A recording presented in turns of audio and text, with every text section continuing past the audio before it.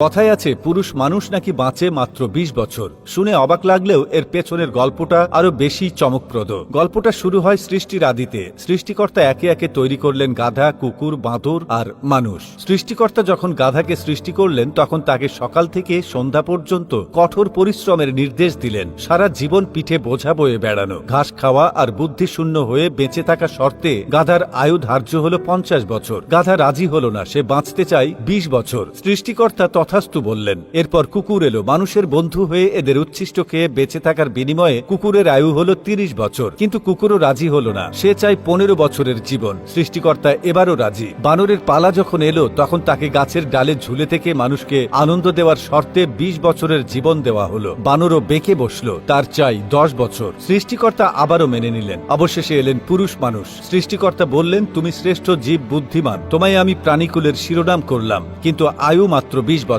সৃষ্টিকর্তার এই কথা শুনে পুরুষ মানুষটি হতাশ আর অবাক হয়ে বললেন, এ তো বড্ড কম। গাধা, কুকুর, বানরের কাছ থেকে ফিরিয়ে নেওয়া বছরগুলো আমায় দিন। সৃষ্টিকর্তা তার আর্জি মঞ্জুর করলেন, আর সেই থেকেই শুরু হলো পুরুষ মানুষের কঠিন জীবন। প্রথম ২০ বছর তারুণ্যের উদ্দামতা, তারপর ৩০ বছর সংসারের ঘানি টানা, গাধার মতো বোঝা বয়ে বেড়ানো, পরবর্তী ১৫ বছর ছেলে মেয়েদের দয়ায় কুকুরের মতো উচ্ছিষ্ট জীবন, আর শেষ ১০ বছর বানরের মতো এক বাড়ি থেকে অন্য বাড়ি, নাতি নাতনিদের মনোরঞ্জন করে বৃদ্ধাশ্রমের পথে দিন গোনা। গল্পটা শুনতে মজার লাগলেও এর গভীরে লুকিয়ে আছে পুরুষদের জীবনের কঠিন বাস্তবতা। একজন পুরুষের জীবন শুরু হয় স্বপ্ন আর সাহস দিয়ে। কৈশোরে সে ভবিষ্যতের ছবি আঁকে, যেখানে থাকে পরিবার, সম্মান আর নিজের একটি স্থান। কিন্তু নিষ্ঠুর সময় স্রোতে স্বপ্নগুলো ফিকে হয়ে যায়। বাস্তবতার কঠিন পথে চলতে গিয়ে পুরুষ হয়ে ওঠে সংসারের ঘানি টানা এক গরুর গাড়ির চালক। পুরুষ মানেই যেন দায়িত্বের পাহাড়। পরিবারে প্রবেশ করার পর থেকেই শুরু হয় তার নিরন্তর সংগ্রাম। সংসারের অভাব অনটন দূর করতে দিনরাত পরিশ্রম করে যায় সে। নিজের স্বপ্ন,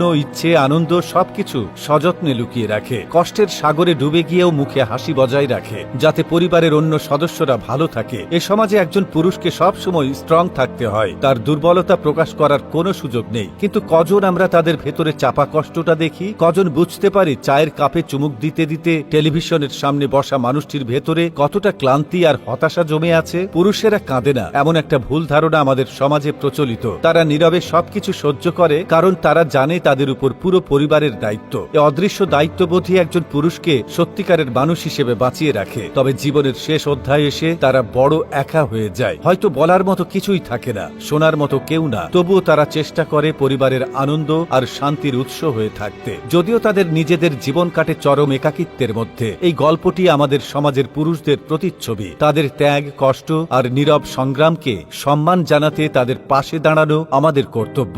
আসুন আমরা তাদের কষ্টটা অনুভব করি, তাদের স্বপ্নগুলোকে বাঁচিয়ে রাখার চেষ্টা করি। কারণ পুরুষ শুধু মানুষ নয়, একটা আশ্রয়।